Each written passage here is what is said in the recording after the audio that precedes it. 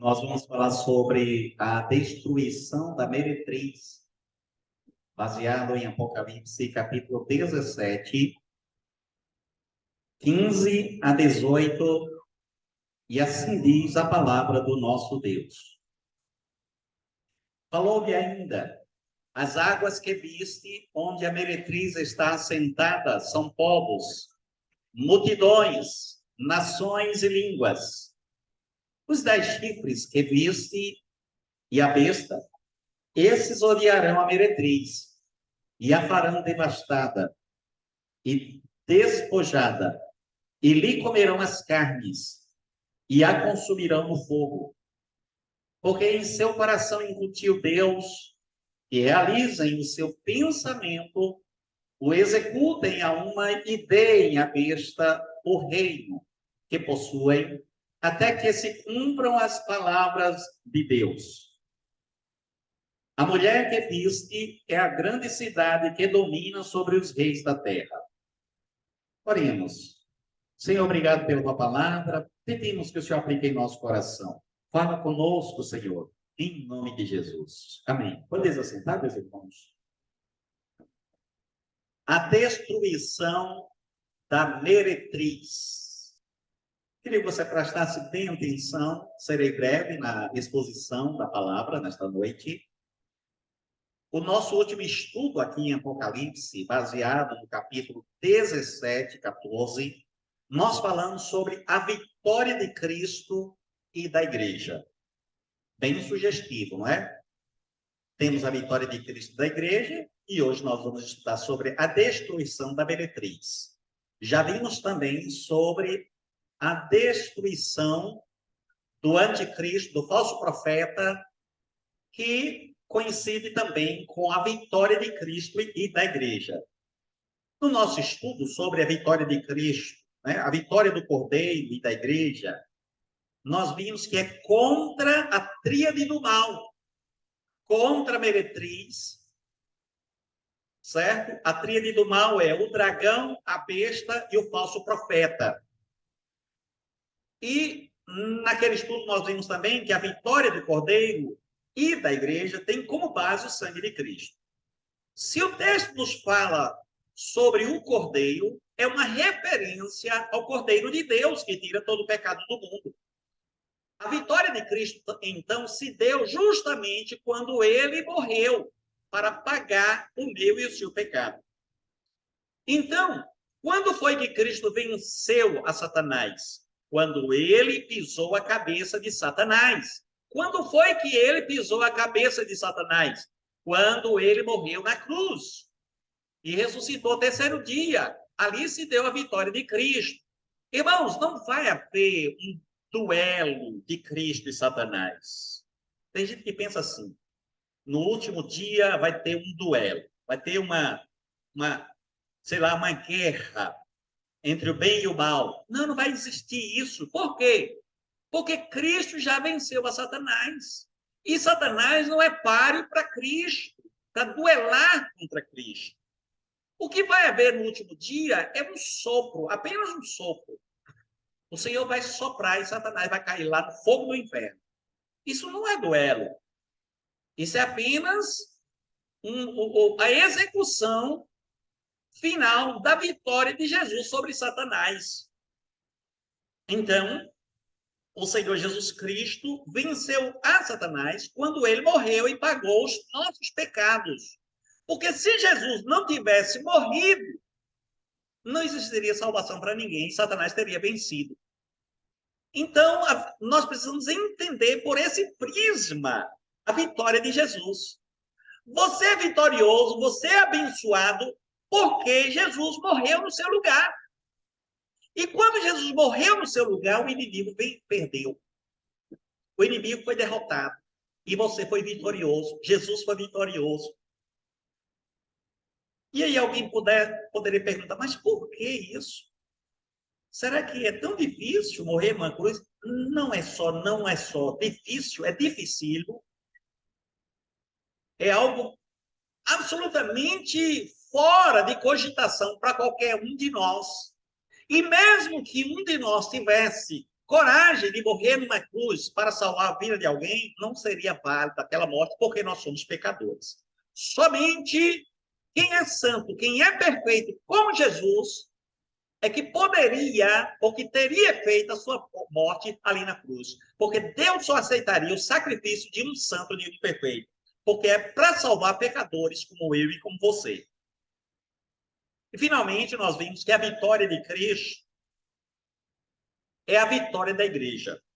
Então, vencerão também os chamados eleitos e fiéis que se acham com ele. Jesus venceu, você venceu. Jesus morreu, nós morremos. Jesus ressuscitou, nós ressuscitamos. Então, a vitória de Cristo é a vitória da igreja. É a nossa vitória.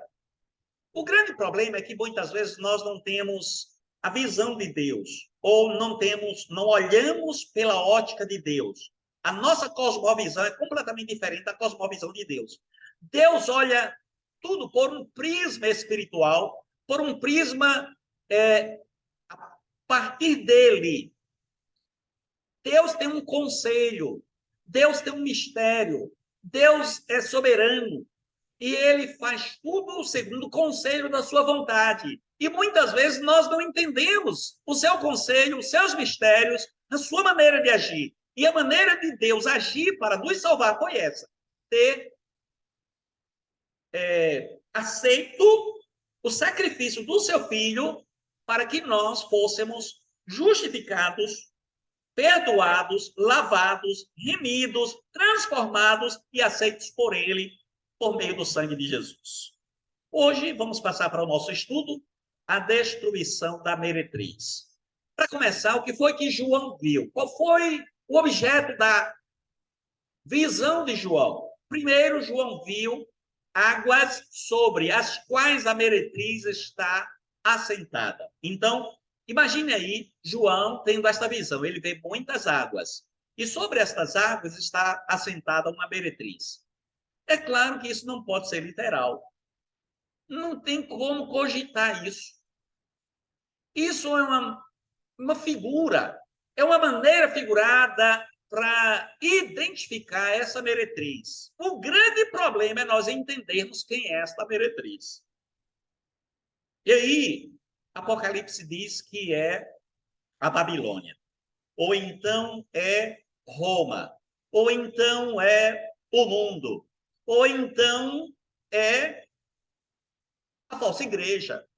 Pois acredite, isso é tudo isso. Só que Babilônia, quando Apocalipse chama Babilônia de meretriz, é uma maneira figurada para falar que esta meretriz, que nada mais é do que uma instituição poderosíssima na face da terra, que não é a igreja do Senhor. Então, qual é a instituição de Deus? A igreja. Quem faz parte da igreja? Os salvos e remidos. Eu e você, nós. Então, como é que essa igreja é chamada no Apocalipse? É chamada de uma mulher também. Que mulher é essa? Uma noiva. Como é que ela está vestida? De branco. E qual é a outra mulher que Apocalipse chama? Uma meretriz. A outra mulher. Como é que essa meretriz está vestida? De vermelho. E quem é essa tal meretriz?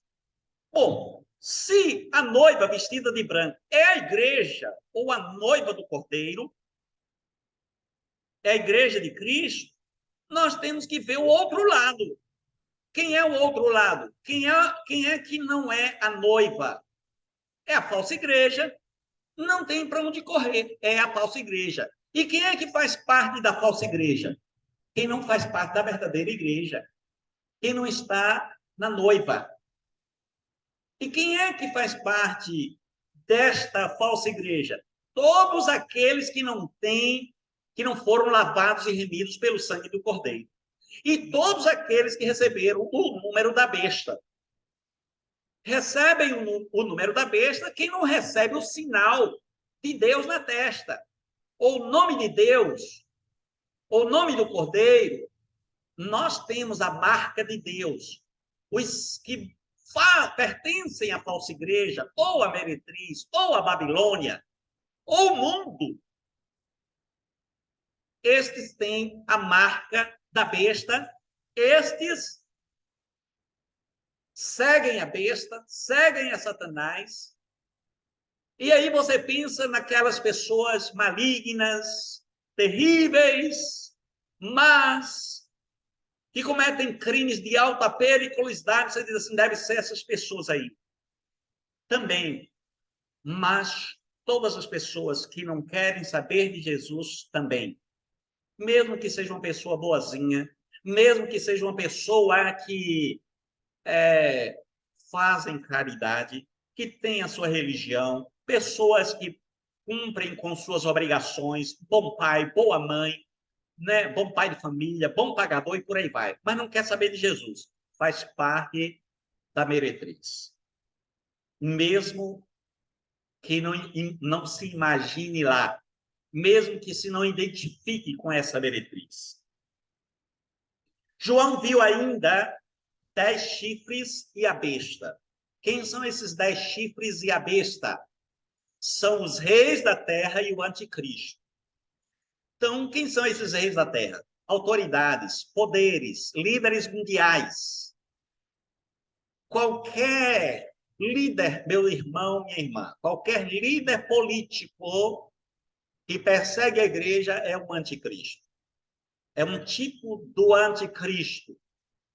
Hoje, nós temos em muitos países líderes políticos que perseguem a igreja, que prende crente, fecha a igreja, mata crente, e isso é um tipo de anticristo.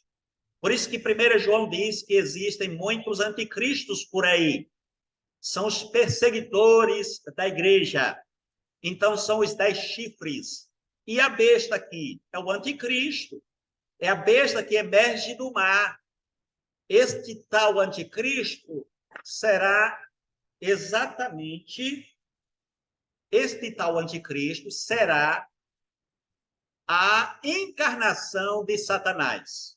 Então, Satanás vai se encarnar em um líder mundial, um líder político, que vai governar o mundo a ferro e fogo e vai matar grande parte da população, que inclusive nós vamos ver aqui na frente. Além disso, João viu a mulher que é a grande cidade, isto é, a Babilônia ou Roma, a cidade do mundo, a meretriz, a falsa igreja. Então, foram essas 3 coisas que João viu e que nós vamos ver agora em poucas palavras. Vamos ver o que é que nós podemos entender do texto que foi lido aí. Se você não estiver entendendo, eu vou tentar falar de maneira mais simples, até porque os termos aqui foram escritos de maneira oculta, em código, porque na época a igreja estava sendo perseguida e tinha que ser assim mesmo. Ora, meretriz, o que é meretriz? Anticristo, o que é anticristo? Mas a gente vai tentar traduzir ou interpretar para que cada um não saia daqui voando. E se você está voando aí, como nós falamos, tenta pousar, tenta trazer agora a tua mente cativa à palavra de Deus neste momento. Em primeiro lugar, a destruição da meretriz se dará pelos 10 chifres e pela besta, inacreditavelmente. Vejamos aí no versículo 16. Volte aí, por favor, para a sua Bíblia. Os 10 chifres que viste e a besta, esses odiarão a meretriz e a farão devastada e despojada, e lhe comerão as carnes e a consumirão no fogo. Então, meus irmãos, os reis da terra e o anticristo odiarão a meretriz. Não seria o contrário? Imagine aí, os 10 chifres são os reis da terra. A besta é o anticristo. A meretriz é deles. Eles estão na meretriz. Você volta um pouco para um pouco do texto em Apocalipse 17 e vai perceber que, por exemplo, que a meretriz está sentada sobre uma besta de 10 chifres. E como é que estes 10 chifres e o anticristo odiarão a meretriz? E pior, a farão devastada e despojada. E pior ainda, eles vão comer as carnes dela. E se não bastasse, vão consumi-la no fogo. Vão destruir a meretriz. Seria o caso de Jesus destruir a meretriz? Pois é.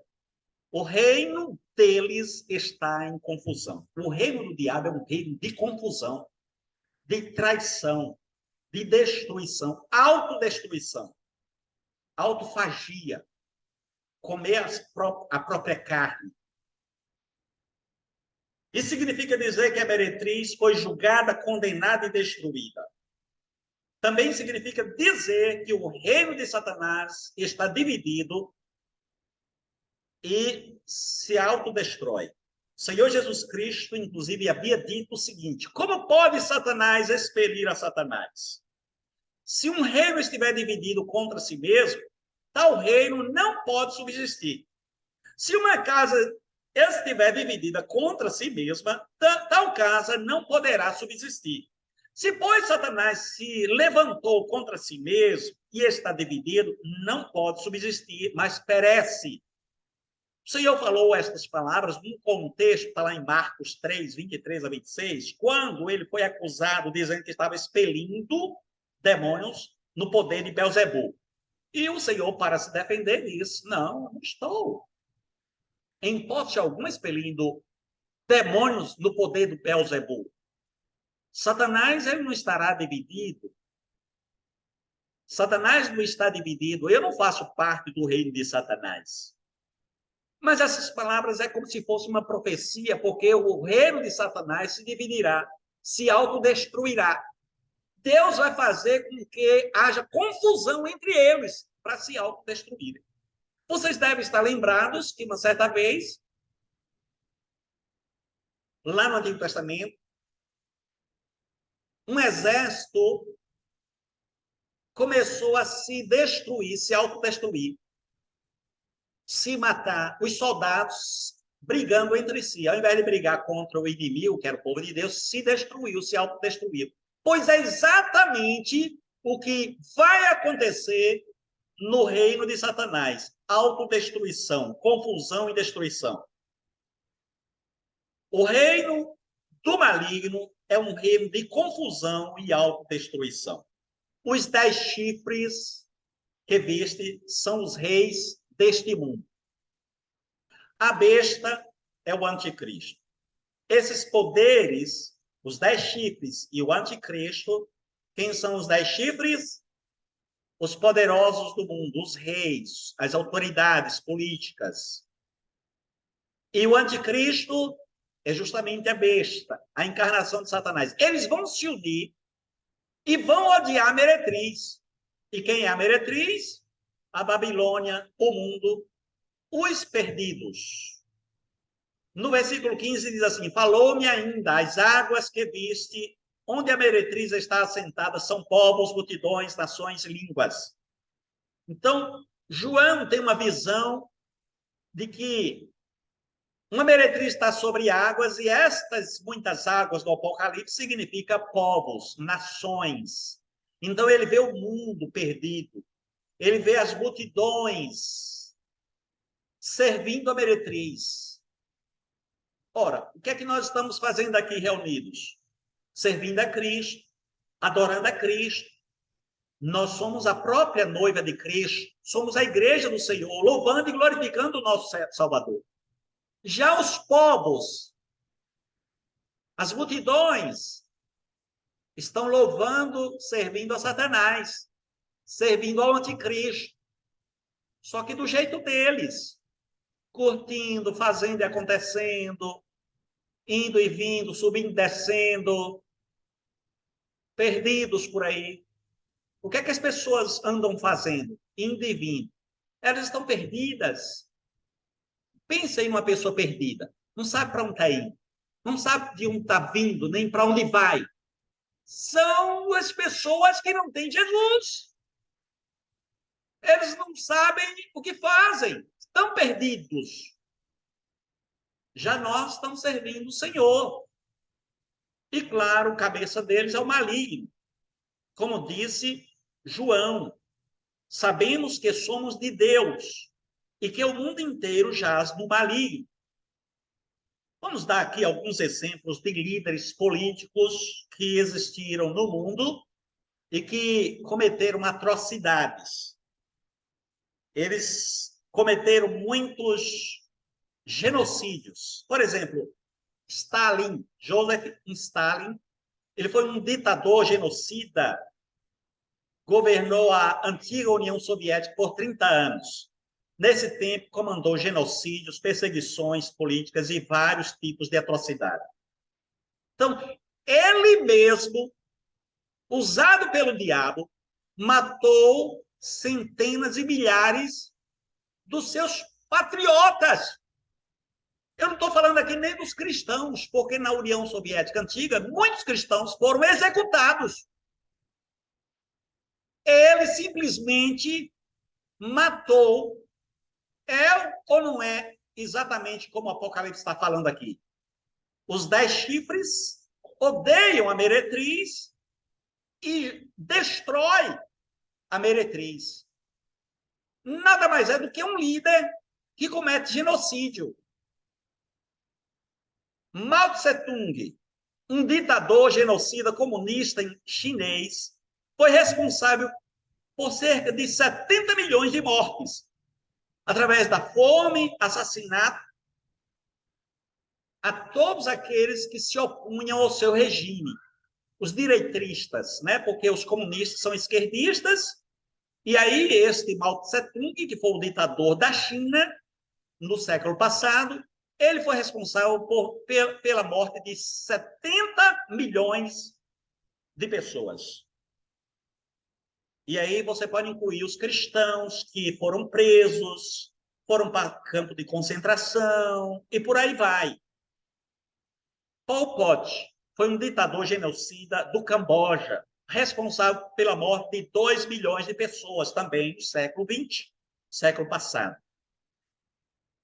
E, vez por outra, aparece, né? Um ditador genocida que mata a sua própria população.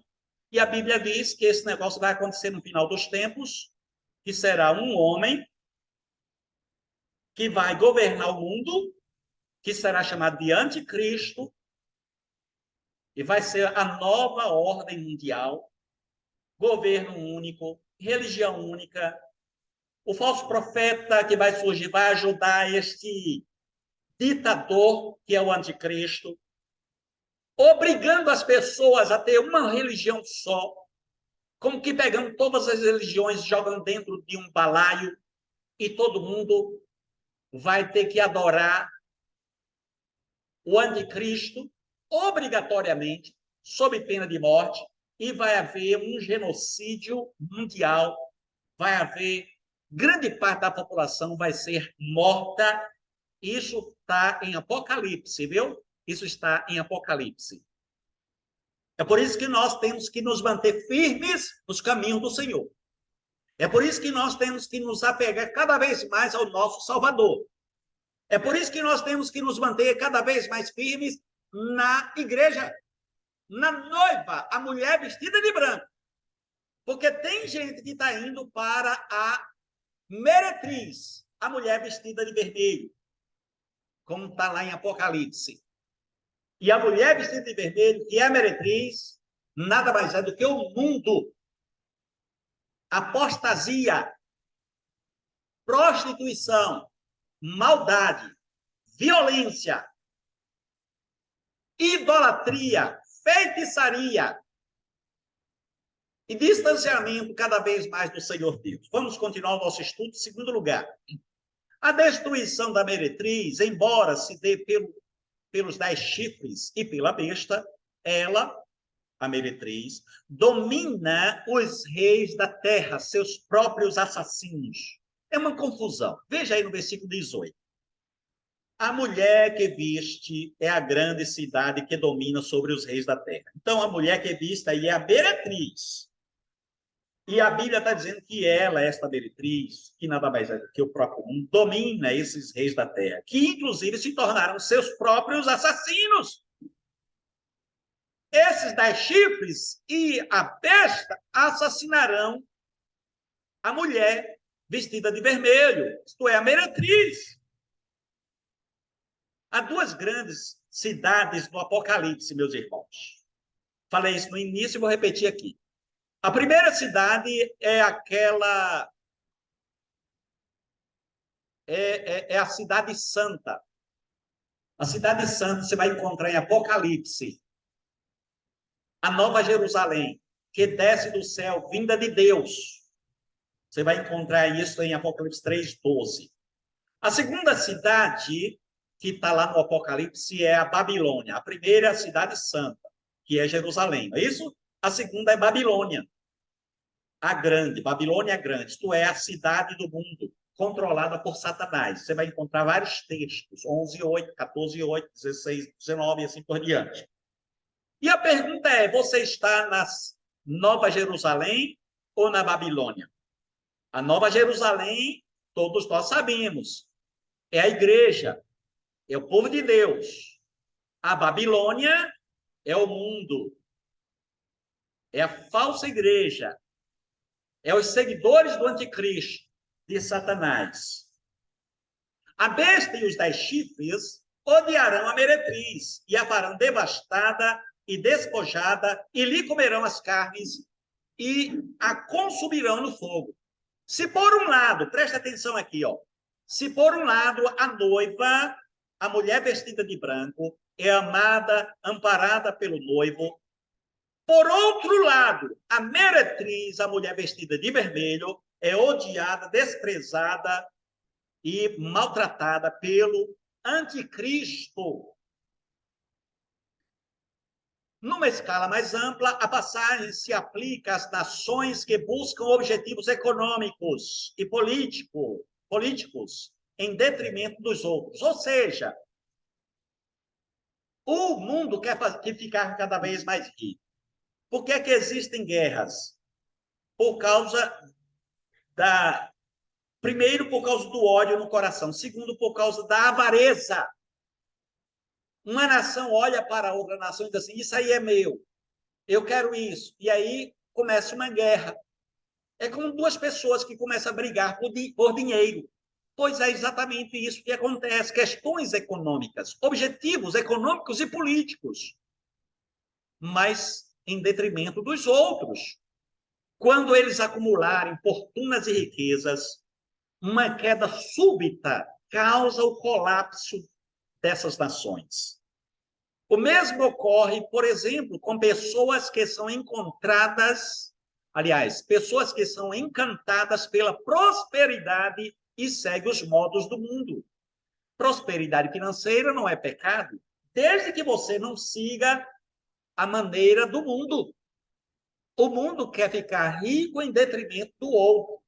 E aí pisa no outro, não cumpre com as suas obrigações, não paga as suas dívidas, rouba o outro. Assim é o mundo. Mas isso não pode acontecer com os filhos de Deus. Então, a palavra de Deus tem uma advertência para essas pessoas. Quando perceberem que posses terrenas perdem sua atração, são incapazes de se livrar e, inevitavelmente, acabam sendo destruídos. Primeira de Timóteo 6:9 diz assim, ora, os que querem ficar ricos caem em tentação e cilada e em muitas consciências insensatas e perniciosas, as quais afogam os homens na ruína e perdição. Vamos passar para o terceiro e último ponto para nós encerrarmos. A destruição da meretriz acontecerá inexoravelmente, pois o Senhor Deus o determinou.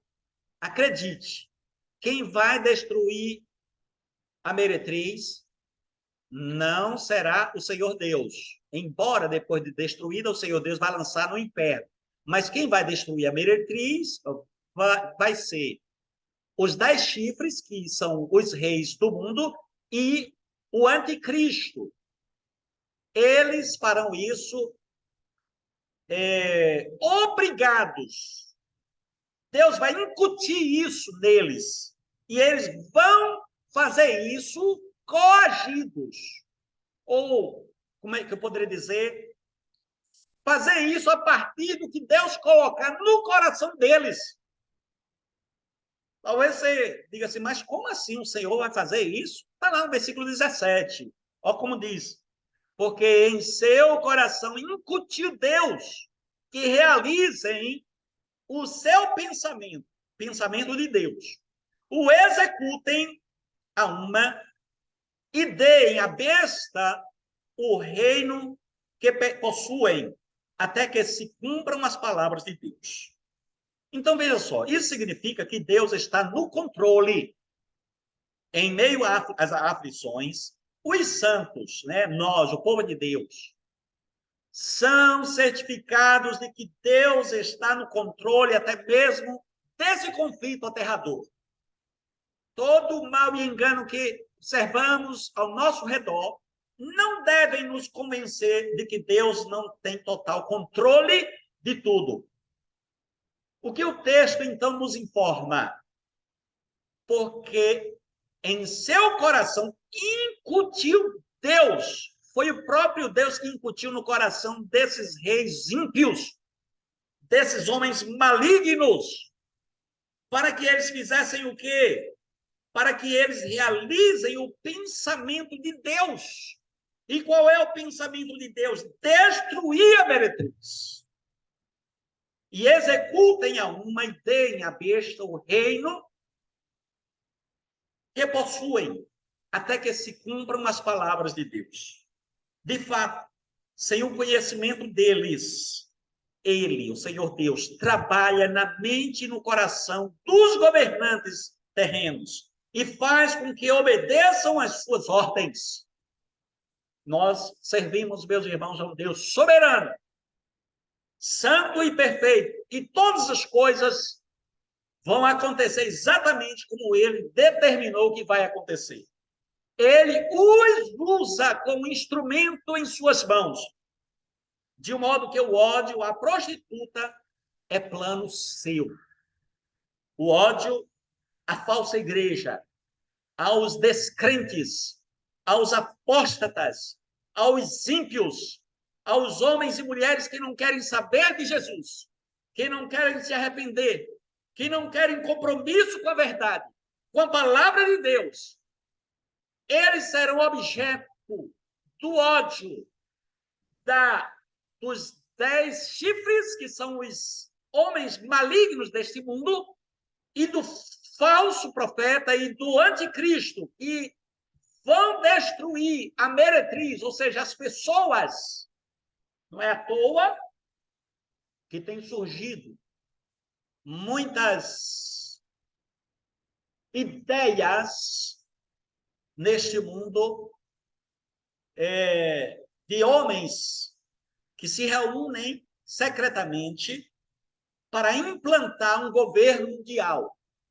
Então, aí é aquela história da conspiração. Eles conspiram contra o mundo, contra a própria população e pretendem implantar um governo mundial para objetivos financeiros, e com isso eles odiarão as pessoas e massacrarão e cometerão genocídios, matando centenas e milhares de pessoas.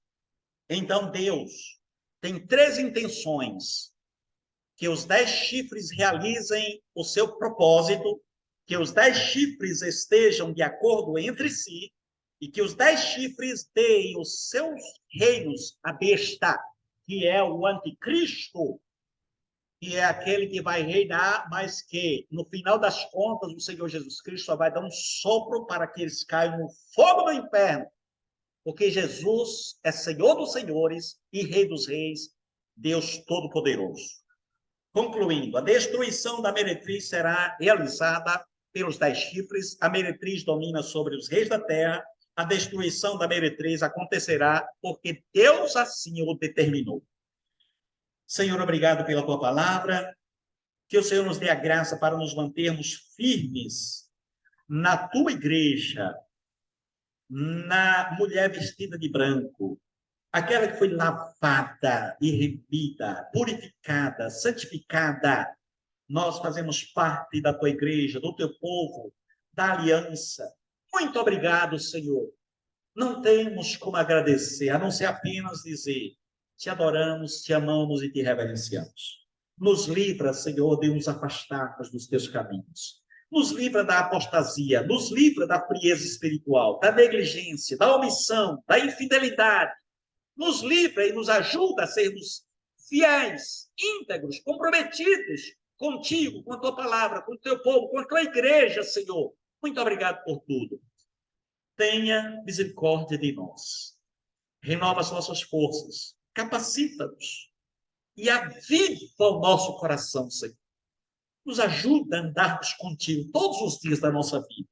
A nos mantermos fiéis, comprometidos. Dá-nos uma semana feliz na tua santa presença, Senhor. Nós oramos gratos. Em nome de Jesus, o nosso Salvador. Amém.